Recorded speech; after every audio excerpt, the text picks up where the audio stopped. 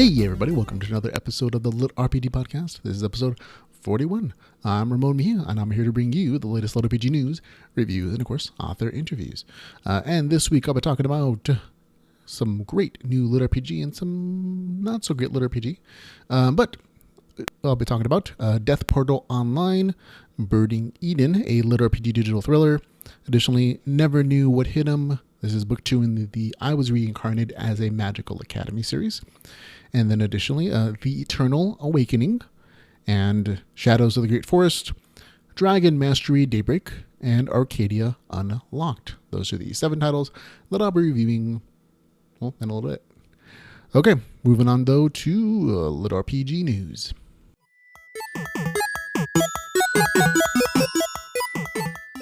And in LitRPG news, we just got a couple of quick stories, both of them revolving around Arkon, author of the Land. I call it the Chaos Seed series myself, but the Land series. He has released a beautiful new map he commissioned of the Mist Village, the central location in his stories, and the surrounding area. It is very, very pretty. So we'll have a link to it in our show notes, of course.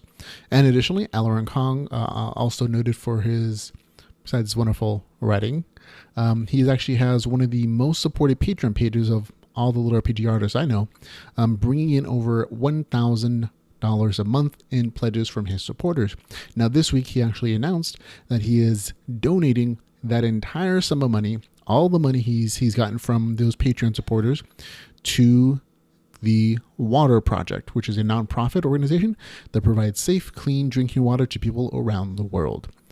So very worthy cause, and it's really nice to see a successful LitRPG author like Dr. Kong donate the extra funds from his works to a nice nonprofit like that. So real nice.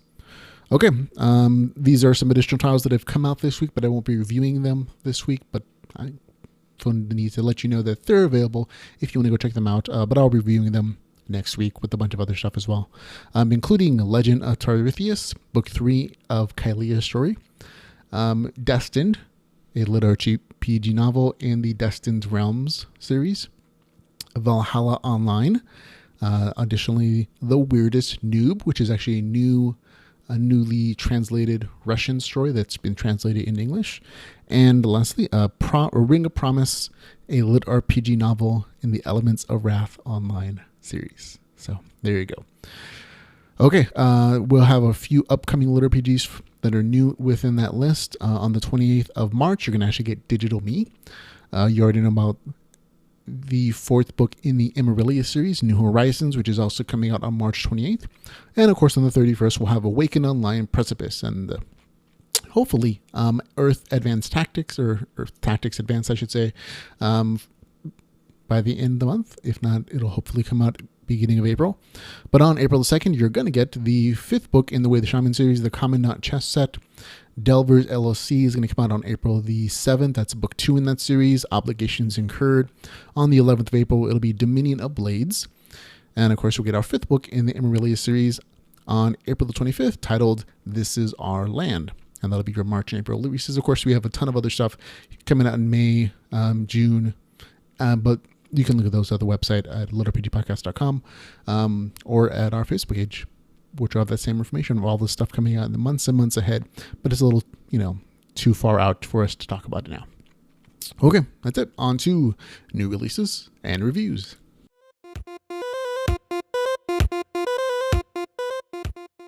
And in new releases and reviews, ladies and gentlemen, we're going to begin with Death Portal Online, a LitRPG classic in the making. That's all in the title. It is written by Clay Rankin. I'll read you the description for this story. It is $2.99, 164 pages. It is available on Kindle Unlimited. Death Portal Online is the best and most expensive virtual reality game on the market. However, Blake, whom he himself considers to be a loser gamer, and his best friend, after getting kicked out from his girlfriend's house, get a chance to beta test the Death Portal Online 2 after attacking 2 other beta testers and locking them in their trunks of their cars. However, these 2 will do whatever it takes to win the beta contest and get permanent spots on the developer's team. Okay. This story is a little weird. I mean, it's not weird, but it's very much not a traditional LitRPG. It kind of took a little while for the story to grow on me as I was reading it, and most people either love it or hate it. And to be honest, I hated it at first. But then as I got into the story, I basically realized that this is not a serious story. It's a joke. It's a humorous story, I should say. It's a comedy.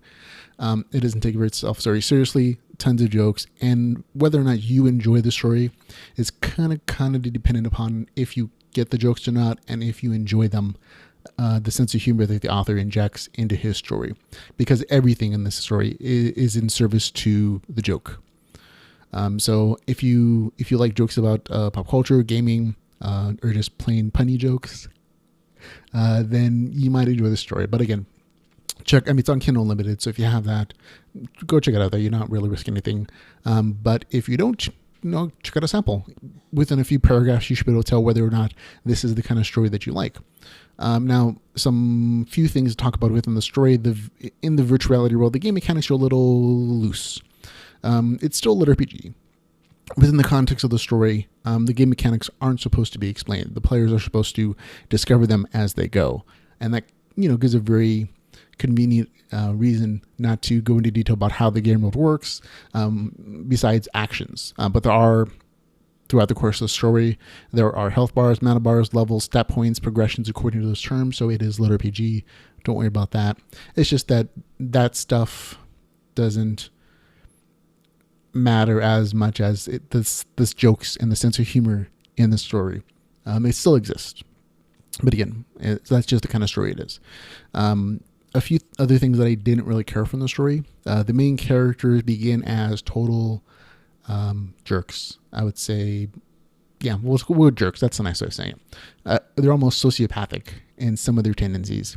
And part of that, and that's part of the joke in gamer culture, in that a lot of outside viewpoints see video games as changing people's personality to being less empathetic, less social normative. So that's part of the joke. But again, that kind of turned me off at the very beginning, because I expect them to be heroes. In this case, they were very much not good people.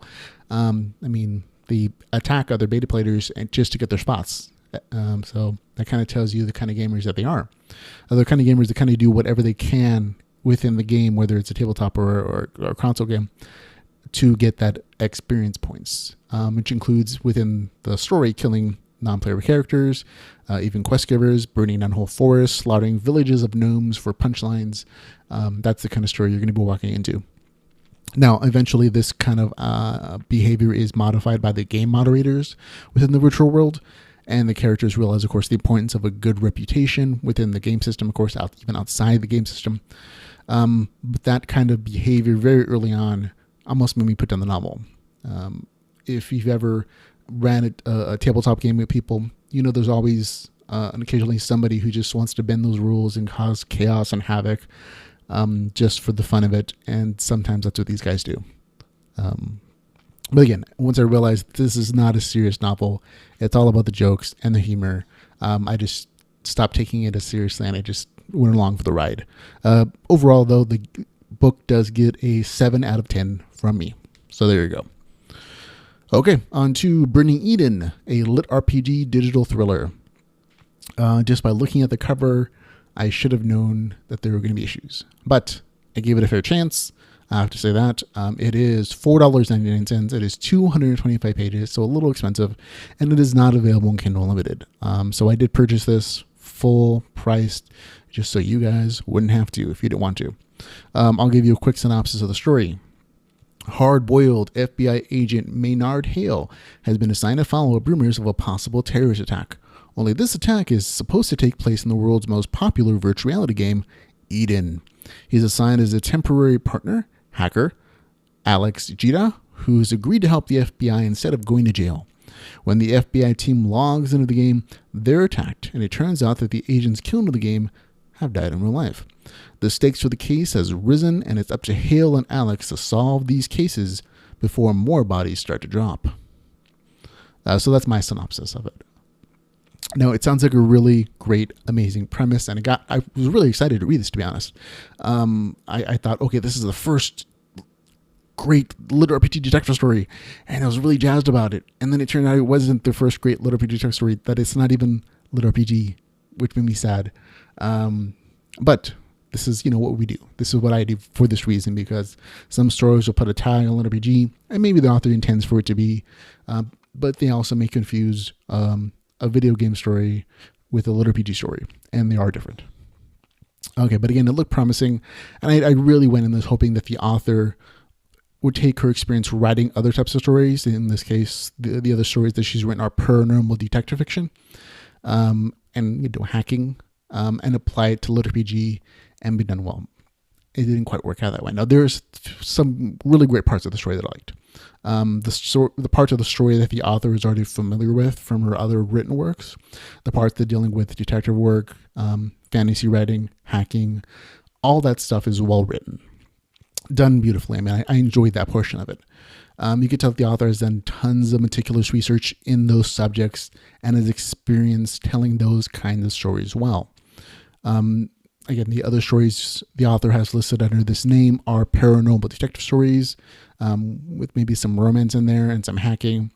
And again, all that stuff was done well, and I enjoyed those parts of the writing.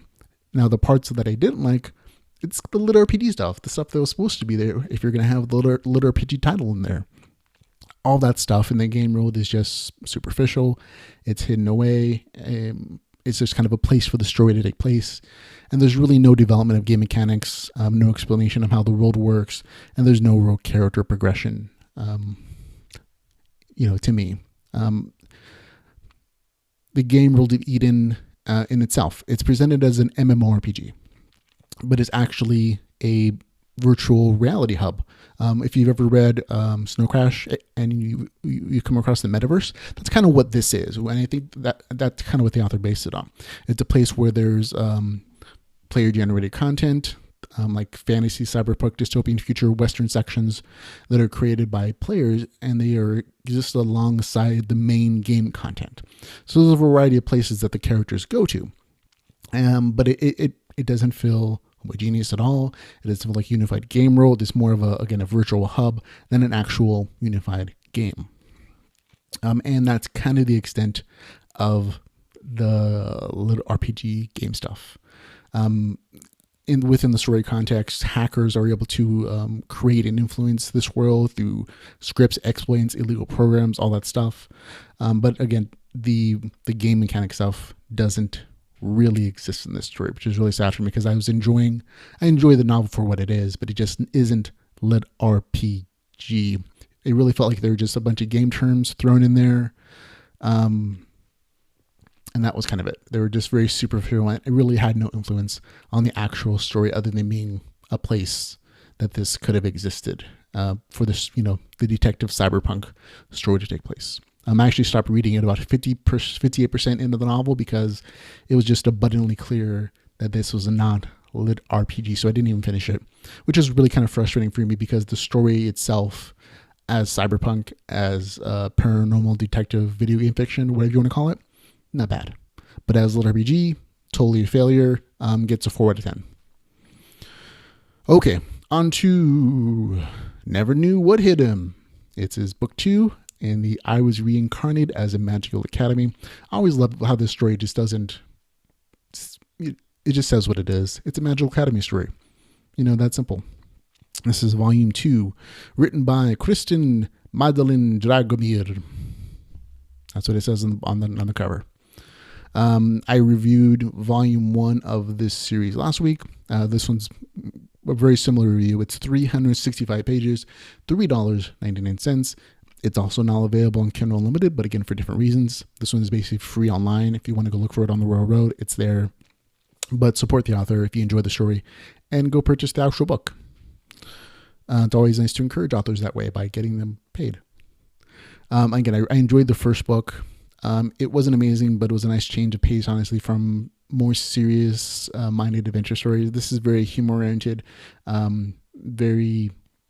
makes fun of the genre in itself, but it's also a little haremy, a little ecchi, but that's okay. The story is what it is. It never gets, never crosses the line into adult content or anything like that, but it does kind of squirt it occasionally. And book 2 has everything I enjoyed about book 1, and it has a little bit more plot, so that's good. The story revolves around Ilsior, the dungeon core, in this particular book, he starts making dungeons and labyrinths for the Magical Academy students to use, but also in preparation of his eventual standoff with Denkyun, who's the evil dude in the story, and protecting, the ladies that he's kind of been wooing and talking to, which includes a cat lady called Nanya, and a dragon lady called Ayusia, who he accidentally on purpose married. Again, very just fun story. The dungeons that are created are interesting. They're devious in their complexity. They're not as detailed as what you see in other dungeon creation stories or dungeon master stories like Dungeon Madness or the Slime Dungeon series. Those are chapters devoted to those kind of dungeon creation concepts. And this one's like paragraphs. So a lot of the story just talks about the dungeon cores, relationships, interactions with other characters. And again, it's just more lighthearted, really light, fun kind of LitRPG. I had a good time with it. Again, it's not super serious. It gets the same score for me, a 6 out of 10. It was enjoyable, but it wasn't like super amazing either. Okay, on to the next review. This was written by, I'll say the title first. The Eternal Awakening, a LitRPG Saga, World of Gaim. I know. Book 1. It is written by Dahaya Anmajagani. I hope I said that close. If not, forgive me, my friend. This book, $3.99, 281 pages. It is available in Kindle Unlimited. Really sweet cover, I gotta say. I'm always a fan of good cover art. Okay, quick summary of the premise. The main character in the story, Zoran, he wakes up just in a world that he doesn't understand. He doesn't have memory. He's lost all his memory, and he very quickly has to fight a pack of wolves, and he doesn't understand the world around him. He's killed by those pack of wolves, but instead of dying and moving on to some afterlife, he wakes up somewhere else, and he suddenly remembers some things about the world around him. Doesn't remember his past, doesn't remember anything about himself. Those are selectively still forgotten. About a lot of the world around him comes back to him, and he realizes he has a resurrection ability that lets him come back to life after death, randomly teleported to a new location with the loss of XP as a penalty. Oh, and of course, he remembers a bunch of things about the world, skills, races, how the game system works, and he's more than happy to explain it to the reader. Okay, things that I liked about the story. We'll begin there. There's some interesting game mechanics. Very interesting, some interesting skills, interesting magic occasionally. I really like the premise of the story, where it's almost like the Born Identity in a virtual reality game. In that it provides the premise provides a very cool opportunity to discover the world as the character does, because it doesn't remember anything. He has a chance to explore the world and discover, and with the reader, discover how the game world works. Unfortunately, that's not what happens in this story, but the premise I really did enjoy. Now, sure, the things in the story that I didn't like, this list is a little bit longer. And the biggest one is the fact that everything is very convenient for the main character. Very early on in the story, you realize that a lot of things are going to be explained to you and not just discovered through player actions. For example, when the main character happens to come across a level 12 ogre who's 12 times more powerful than him. He's level 1, fighting some, I think they're dryads. He knows to ask for some special weapons from them magically, even though he's supposed to not remember things. And he has to fight a level 12 ogre, and you think he would get squashed. And within the context of the fight, he almost does. But at the very last minute, he just happens to remember a magic spell that he doesn't know what it does, but it kills the ogre. And there's a lot of that kind of stuff. He was tortured by an evil maid, but don't worry, another character conveniently teleports him away from that character. Now, the main character actually has a quest to find about his past, but when he reaches the city, he's supposed to explore and find out and search for that information. He's magically whisked away by just the right group that provides just the right information to him that he's an eternal. And again, a lot of convenient things happen to the story for the main character, and it just, you lose a sense of discovery when the main character knows everything. He, like I said, it's just such a lost opportunity to me. And again, the combat scenes, while well written, aren't really that exciting because you basically know that either the main character is going to magically discover skill or a spell to win, or he's just going to be magically whisked away out of danger. And that kind of ruins a lot of the fun aspects of these kinds of stories, in that I like discovering all these things about the game world. I don't like to be told about them. I enjoy combat that has a risk, where there's some, bad things can happen to the main character, and there can be real consequences for either him or the people around him. If there's no risk, there's no thrill, So because of that, like I said, the story isn't particularly bad. It's just not good either. It just kind of meh to me. So it gets a 5 out of 10. Okay, on to our next story, Shadows of the Great Forest, Realm of Arkon, Book 4, written by G. Aquila. Okay, this is 262 pages. It is $5.99. It is available on Kindle Unlimited. Now, big heads up. I enjoyed the story. Got a 7 out of 10 for me. That's my general review score of it. But with some caveats. This entire book is basically about Max, the main character's friend. And in book 4, Max has to deal with a bunch of consequences of being a Nightwalker. As his beast form comes out more and more, Max fights through a bunch of monsters with his friends and the groups that he's brought around him. And there's a bunch of great stuff as he marches through the Great Forest to complete the epic quest to restore the altar of the Goddess of Vengeance, which you've learned about from previous books. And again, lots of great action, great raid battles. There are several threads from books 1 through 3 for Max's storylines that are tied together and followed up on. So lots of great Max story. But if you're not a fan of Max, you don't want to pick this up. If you're only interested in Roman or Korean story in the Demon Lands, then this is not the book for you, because almost none of that comes into play. So this is very much a Max-centric story. And eventually within the storylines, the Max story and the Roman Korean story they're going to intermingle, but that's not here. So that's it. Quick and easy, enjoyable, 7 out of 10 if you like the character Max from this series. If you don't, or if you don't care about it, okay, then skip it. It's not a big deal. Okay, on to next story. Dragon Mastery, Daybreak. Okay, this is 358 pages. It is $3.99. It is available on Kindle Unlimited, and I'll read you the author's description of the story. Blake Frostdeath dreams of becoming the first player ever to recover Captain Ravencrest's cursed treasure. To do so, he must collect 3 clues. One big problem: each clue is heavily guarded by high-level monsters and lethal traps. After failing repeatedly to retrieve even the very first clue, Blake gets so discouraged that he nearly calls off the quest. All seems lost until he lucks upon a young shadow dragon that he raises as a pet named Ravage. With Ravage, the savage, at his side, Blake may now stand a chance to become the first player to set his eyes on the legendary treasure. Okay, it is written by Garrett Boggs. He's the author of the very funny novel Warscapey, which I gave a great review on our website, and I'm not sure if I read it on the podcast, but good story, really funny. Now, at its core, this is basically a story about a boy and his dragon. They adventure, they level up, they solve the various clues and quests for a very unspecific treasure, and that's the heart of the story. That's all it is. It's not super complicated. It's just an adventure story, lots of levels, lots of skill trees. Skills are available.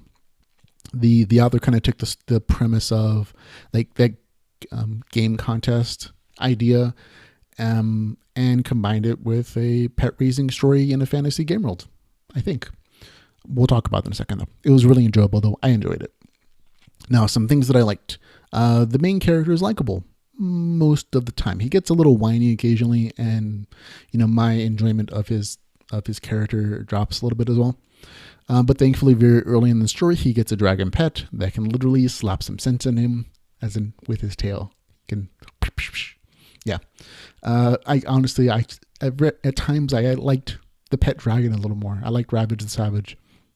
He's a little more interesting than the main character occasionally, but he definitely provides that goofy, lovable character that's almost essential as a counterpoint to the know-it-all whiny character that the main character becomes sometimes. I like the game world a ton. It's a skill-based system. There are levels and stats and health bars and all that good stuff. But the main character can learn all these skills that he wants. If he wants to invest the time into learning martial, crafting, or magical skills, he can learn anything. It's not a class-based system. It's a skill-based system. And I like those worlds a little bit better. They allow some more flexible character builds, in my opinion. And in this case, it's an interesting way of showing development, because the main character, depending upon the challenge he's facing, can just build that skill or those skills that he needs to progress within that challenge game contest. But again, enjoyed this portion of it. There are a few things that I did not like. It's never really clear in the story if this is a virtual reality game that someone's playing long term, or if it's a fantasy world ruled by role playing game mechanics. So I would have liked a little bit more clarity on that aspect of it.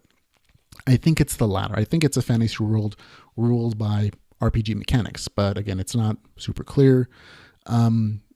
As far as a few of the game mechanics, there are numbers assigned to various stats and skills, but they're not really clear about how they compare. There's no baseline given about like what's an average, what a certain number of strength does for one person over there. And that to me, it's just, it kind of niggles at my, my gamer brain, and I don't understand it. No one ever tells me, or the characters, what having 201 stat means compared to just having 50, for example. Like whether, if you have 50 strength, you can lift 25 pounds, or if you have 200 strength, you should be able to lift, 100 pounds. None of that's ever done. So just a small thing. And additionally, very early in the story, there's a ton of gamer speak, noob, elite, gamer tag names, which almost leads me to believe that it's a virtual reality game. But if it's not, then why are those words used? If this is just a fantasy world with RPG mechanics, why are they using gamer speak? You know what I mean? So that also kind of threw me for a twist, whether or not, it was one or the other. So, but small things didn't really detract from my enjoyment of the story too much. They're just things that stuck out to me. Overall, had a really good time reading the story. It gets a 7 out of 10 for me. There you go. Okay, on to Arcadia Unlocked, written by Alyssa Archer. Okay, it is 230 pages, approximately. There's no page listing on Amazon. It is $4.99. It is available on Kindle Unlimited. I will read you the story synopsis from the author. As a code monkey for Goliath Corp, Trent Webb feels like a cog in the machine. He wants nothing more than to visit the newly discovered magical continent of Arcadia. But the price is too steep for mere mortals like him, so Trent settles for the next best thing, Arcadia VR. The virtual reality vacation outfitters at VR World have a package that provides an MMORPG experience in Arcadia, complete with elves, mythical creatures like griffins and unicorns, and lads and ladies in distress. In short, everything Trent needs to become the hero he yearns to be. However, once he's in the game, Trent discovers a much larger quest, one that may actually affect the real world as he knows it. So it seems like a really interesting premise. And part of that is true. The description is true, but there's a little bit more to it in my opinion. And again, this actually feels like two separate stories sometimes. There's, in the middle of it, it feels like a general LitRPG leveling story with a bunch of MMO and gamer jokes, but it feels like the story's bookended by a VR fantasy homage to Total Recall. And this is the 1990 version, not that other not so awesome version. Okay, so I'll describe them in terms of, as you're reading it, what happens. It's going to get a little spoiler, but the first 14%. The beginning is a total homage to Total Recall, the 1990 version. The author introduces the main character, Trent, almost the exact same way, beat for beat, that Arnold is introduced in the story. Only instead of get your ass to Mars, it's get your ass to Arcadia in a fantasy VR world. So, and I thought that was actually a really cool and unique way of introducing the virtual reality world, taking that same premise of I don't feel satisfied, but instead of getting his a memory implant, he's being logged into your virtual reality world. I thought that was kind of cool, and I like the Total Recall references. Again, beat for beat, it's like, oh, I remember that from Total Recall. I remember that Total Recall. Oh yeah, that's from Total Recall, which is kind of cool from a nostalgia point of view. Just a quick warning. At the very beginning, there's this weirdly graphic sex scene that really feels out of place comparing it to the rest of the story, but it makes sense in the terms of a Total Recall homage. But I just want to let you guys know about it real quick. Okay, that's the first 14%, up to the point he gets and logs into that virtual reality world. And again, I liked it as an homage. I'm like, okay, that's kind of a cool pop culture reference. Now, from the 14% to the 63% mark, again, it's just an adventure story from the main character, Trent Webb. He logs into this super expensive virtual reality, full immersion virtual reality world. That's the next best thing, actually going to this magical realm. He plays a dual-wielding rogue, and he goes on quest after quest, up until the point where he reaches max level of 20. And they're all fun and interesting quests. There's a bunch of gamer jokes in there about the sucky nature of an escort mission or chain quest. A bunch of gamer jokes and MMO jokes. Now, I kind of have the feeling that the author researched a bunch of these things. But again, they're still well done and they're interesting. It's not like super amazing, but okay, it's cool. And again, that's what that section is. Then at the 63% mark, it returns to that larger story. And this is where it loses me, because it becomes really predictable for the entire rest of the novel, because it matches Total Recall. It's just a fantasy virtual reality Total Recall storyline, which I liked the beginning because it felt like an homage, but it didn't spoil the rest of the story for me, because the middle is very unique and it's very original. But the end is just so predictable, because I've seen Total Recall. I've seen it with Arnold Schwarzenegger, a couple dozen times in my lifetime. And so I know everything that's going to happen, basically, because the author follows all those story plots almost exactly. I mean, there's still the virtual reality Arcadia twist to it with, magic spells and a rogue instead of a spy. But I know all the plot points, and the author hits them all. And at this point, it becomes, it's super predictable, instead of, this is a cool homage. So I wish the author had just continued on with the last little bit of the third of the story as being an original storyline, instead of trying to follow Total Recall. I would have enjoyed it a lot more. But again, it just became predictable, including, the very ambiguous ending. If you've seen Total Recall with Arnold, it's the exact same ending, which is sad to me. Okay, I really liked the story the most when it was original. That middle section where it's just questing and leveling and learning new skills and leveling up, that was my favorite part. So, but again, the ending kind of knocked a point off from me. Okay, so it gets a score of 6 out of 10. So there we go. That's it. We're done. Finito. All those stories, 7 in a row. Thank you very much, everyone, for listening and watching to the podcast. And me gush about LitRPG this week. Remember, you can follow the podcast on Facebook, Twitter, YouTube, and Patreon. And also, of course, our regular website at geekbytespodcast.com. All that good stuff. And of course, if you want to support the podcast, you can find out all the ways you do so at litrpgpodcast.com/support. But again, thanks for hanging out with me. And until we can hang in again, ladies and gentlemen, remember to go read some LitRPG. Goodbye.